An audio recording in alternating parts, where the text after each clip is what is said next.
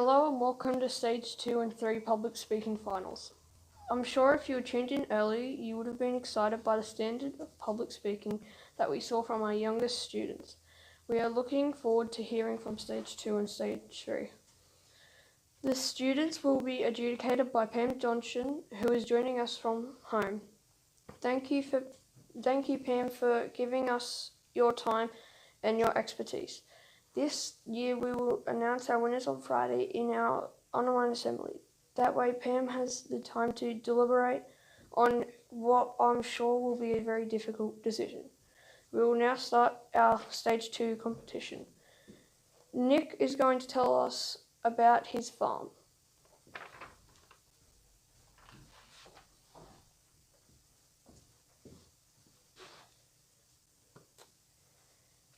Vroom! Good fly past the dam. Moo! The cows are startled by the bikes. Woof! Our dog is so happy, running beside us, running for kilometres.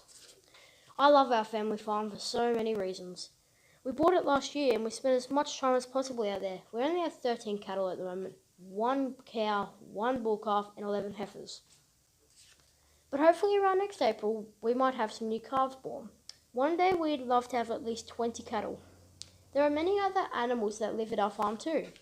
We have wombats, foxes, rabbits, turtles, feral pigs, and many different types of birds.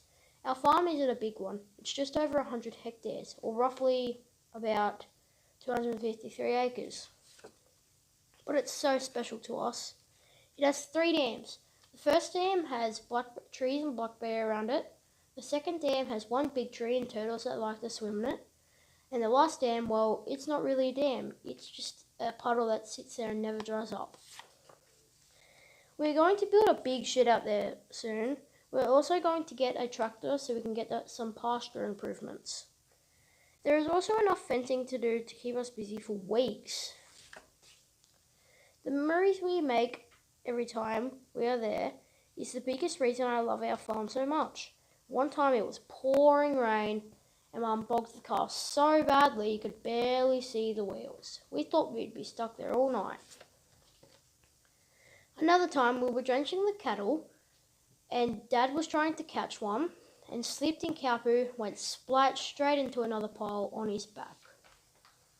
My dad got my brother and I quad bikes, and my brother has a quad dirt bike too. And we love to ride, maybe a bit too much sometimes, as I just completely snapped the back of my quad. And now we have to get it fixed. The farm is my favourite place in the whole entire world. I can't wait to make more memories out there with my family. In fact, I'll show us there right now. Thank you.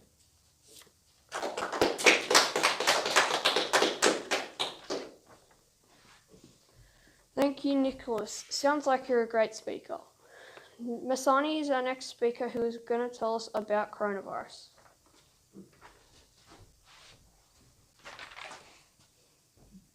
So we all know how annoying and stressful coronavirus is.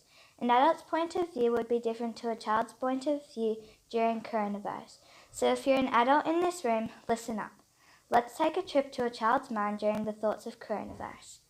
As a child during this exhausting time like this, most of us would have had to experience having to leave school and start to learn at home. I'm thinking it was hard to move on from our everyday school life into staying and learning at home. I wouldn't really know much about it because I was still going to school, but it was different. The way that it was harder to learn was how we were getting work sent home. This reason is because we couldn't ask our teachers direct questions that our parents may not have known. The worst thing about it was not being able to see our friends and teachers. We were still able to be sent to school only if it is the only option. For example, my mum is a principal and had to go to work every day, also known as an essential job. My dad also had an essential job, so that meant that my little brother Vinny and I had to go to school. I can tell you without a doubt that most of the days I was at school it was pretty lonely.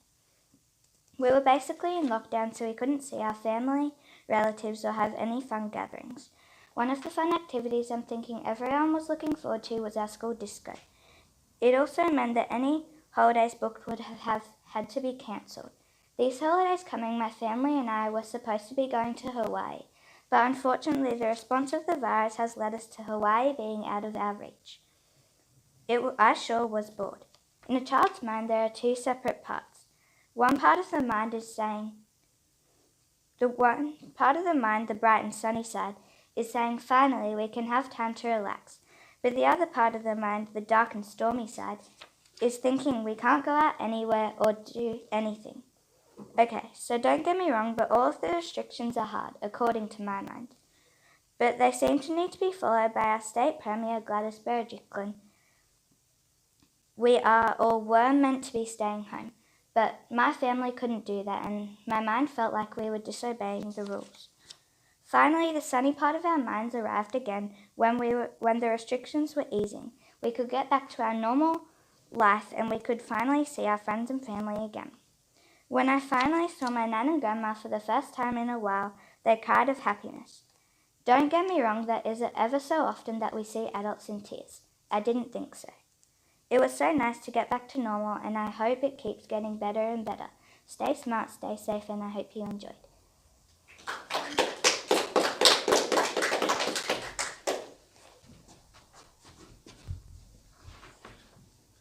Thank you for such a great explanatory, Masani. Miller is our third speaker and is going to tell us why people should adopt dogs. Today I'm going to talk to you about something that I feel really strongly about, why more people should adopt rescue dogs. Rescue dogs are the best for many reasons, such as they can do special jobs like be assistant dogs or work for the police. They desperately need a home and they can be trained to do almost anything you want. More people should absolutely adopt a rescue dog because they can be trained to do really special jobs in the community, such as be trained as a police dog to help police in lots of ways, such as finding missing or lost people in the bush. Another special job is to be an assistant dog and live with people that might have a disability to help them and keep them happy. Rescue dogs could be retrained to save a life, so why not get one of these beautiful companions? Everyone who is thinking about buying a pet should definitely adopt a rescue dog because these sweet dogs need a home. Imagine how sad it would be if you were stuck in a cage all day at the dog shelter or wandering the streets with not enough food. They all deserve a home and a family to love them. How would you feel if you were stuck in a cage all day? Rescue dogs should be adopted more often because you can train them. You can start with basic training and they'll know it in no time. A lot of police dogs are trained to do their jobs, and some of them are rescue dogs. Training a dog by yourself is more fun than buying a trained dog. Rescue dogs are great to train yourself. So, without a doubt, you should adopt a rescue dog. Getting a rescue dog from the pound or shelter will be the best day of both of your lives. They will certainly be your best friend and make you happy every day. Who doesn't want to wake up to a smiley face and a wagging tail?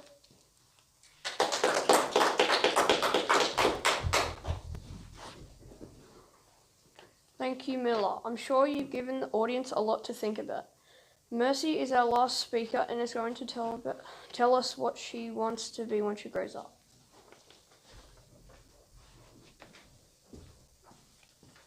When I'm older, I want to be a vet because I'll be able to save animals' lives when they're in trouble. If I was a vet, each week I would earn $1,000 or more. My friend Leah wants to be a vet also. There are vets that only work on large animals like horses, cows, and pigs. They travel to their farms. I want to be a small animal vet working on cats, dogs, bunnies, birds, and reptiles.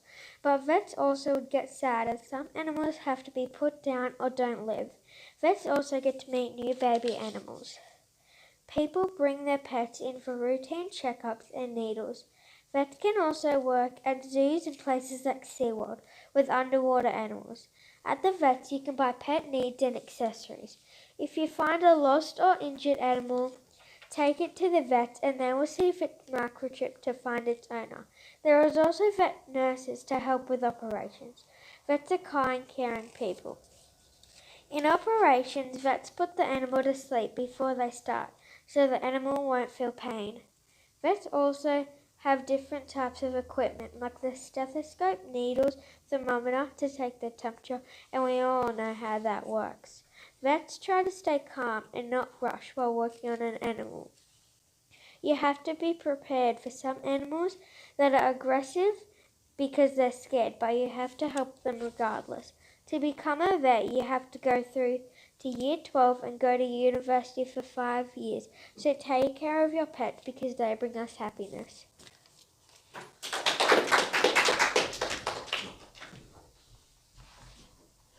Thank you, Mercy. You'll make a great vet. That is all for our Stage 2 competition. Well done, everyone. We will now begin our Stage 3 competition. Our first speaker is Abby, who will be talking to us about electricity.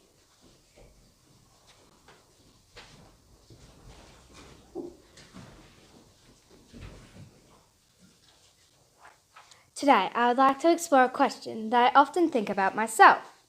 What would the world be like if we humans did not discover electricity? So many other questions from just this one question, right? Like, will we have cars like we do today? What about buildings and mobile phones? Would iPads exist? Do you know that prior to the discovery of electricity, people used the fat of animals in light lamps? Will we still have them today if we had not discovered electricity? I find it a frightening concept to think about. No TV, no computer, no internet. Oh my gosh, my mum wouldn't even have Google Maps. How would we get anywhere? You see, electricity allows us to power a great many areas of technology. We just take that for granted every single day. If you think about it, you'll no longer be able to turn on the air conditioner, keep food in your fridge or freezer, or have clean running water. Do you know that we humans could be in serious trouble, as we can only last 3 days without water? We'd be forced to drink rainwater, which could be contaminated. There's so many humans on planet Earth. Would there be enough rainwater to go around everyone, as well as water our crops, and then clean ourselves? We'll all end up very smelly. Electricity also means that we would be less productive. Electricity is a major reason we are able to work 24/7. Without electricity, most work would need to be done during daylight hours. Working less hours means we will be less productive. This may not be a terrible thing, right? I mean, we'd all get more time spent with our families. If there was no electricity, the massive crops and farming that supply food to the massive food factories would not exist. I mean, how could farming that big happen without electricity? And then even if it did, what would the food factories do with that amount of food to process it and get it out to people without it spoiling? I'll tell you how. It wouldn't happen. Many of us would need to hunt, raise, or grow our own food. Would there be enough to meet everyone's needs? Without electricity, I think our world would be a very, very different place. Life as we know it would be so different. No shopping malls, no cinemas, no hospitals or medical care like we currently have today. I think the way we do things and our priorities would be very, very different. Would you think it's for the better or the worse? For me, I love my world with electricity, but I do hope we humans move on to a more sustainable way of creating it that does not rely on fossil fuels and hurt our Earth.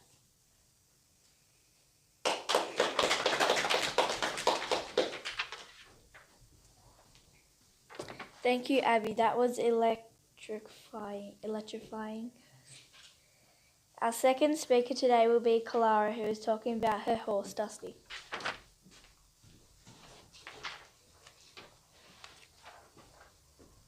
Boom! What was that? Oh, Dusty. Get out of the feed room. Yes, that's what I'll be talking about. My silly, naughty, cheeky, troublemaking horse. Dusty is my best friend.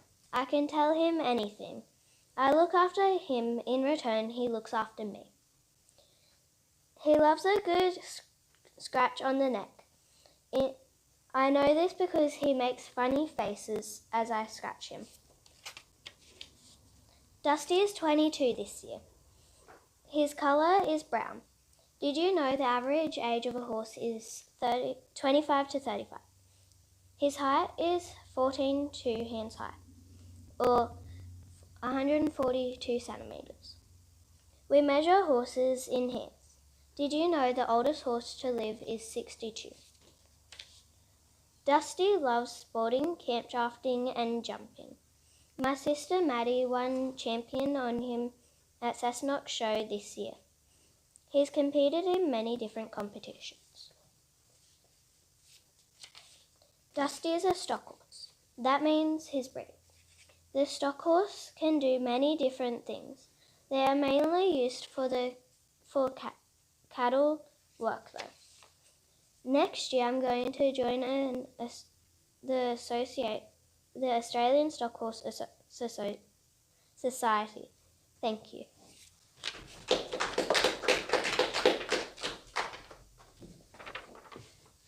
Sounds like a lovely horse. Thank you, Kalara. Chloe is going to tell us how to save money. I can't wait to get a few tips.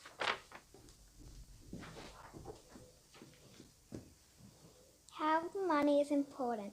Can we live without money? Yes, money is everywhere, but is it part of our basic needs? Perhaps we can tell. Yes, it is. But how can we say so? Money can save us. Very true, right? But some of us doesn't know how to save and spend our money. Is there a big difference between these two? For me, yes, there is. In fact, people say that it is better to save money than spending it. So here are some of my justifications to really prove that saving money is better than spending money, especially when it comes to money matter. Money is something very valuable and required for our survival. It's not just a piece of paper, but it holds some value, a value that has to be understood by every individual. So, why is saving money better than spending money? First, it helps in emergencies, and it's true. We all know the fact that emergencies are unexpected. Future crises and problems arises. Therefore, through budgeting, we can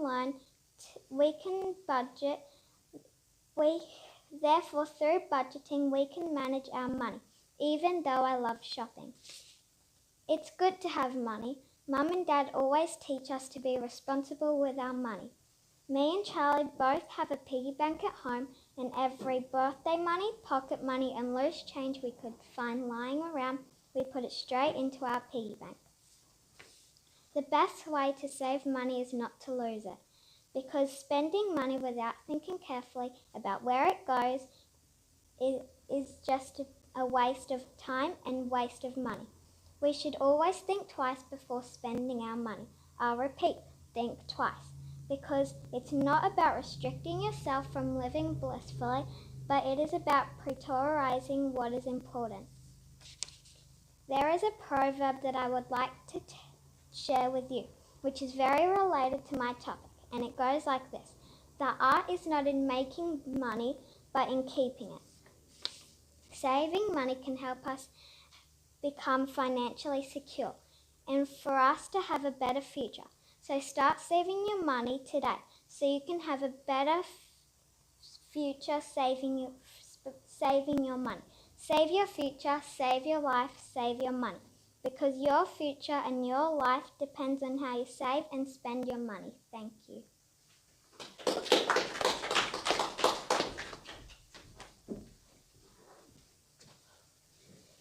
Thanks, Chloe. I'm sure we all will be better savers from now. Our last speaker today is Oscar, and he's going to tell us why we should get a bike track. I'm looking forward to hearing this.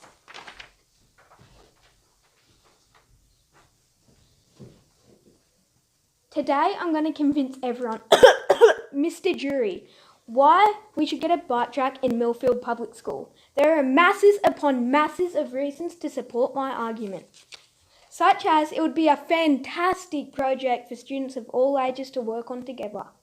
It would also be an opportunity for students to get their bodies moving and exercise at lunchtime. And it would encourage students to ride their bikes to school every day. Lastly, it's just plain good fun, and bike days would also be a lot more exciting than normal.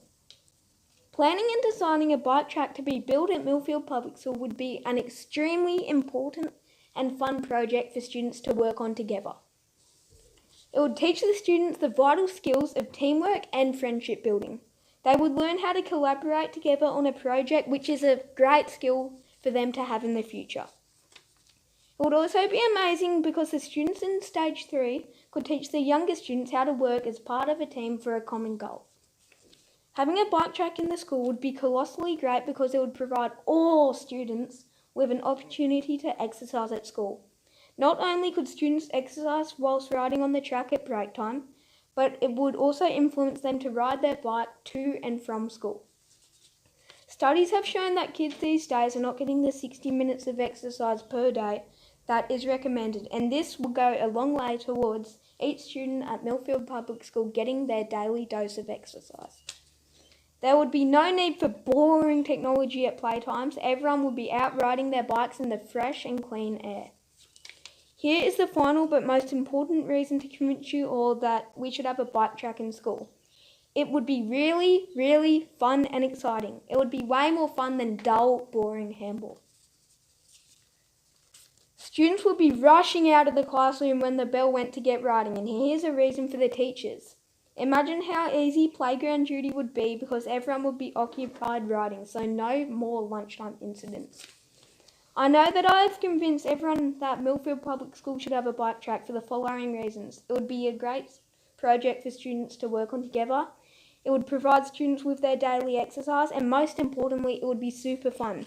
Hopefully Mr. Jury will also be convinced that it will be an awesome addition to our school. See you guys on the track.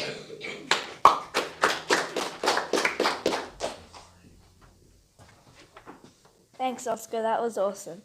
That is all for public speaking finals. Congratulations to our public speakers. You all did an amazing job. A huge thank you to our adjudicator, Pam Dodgson.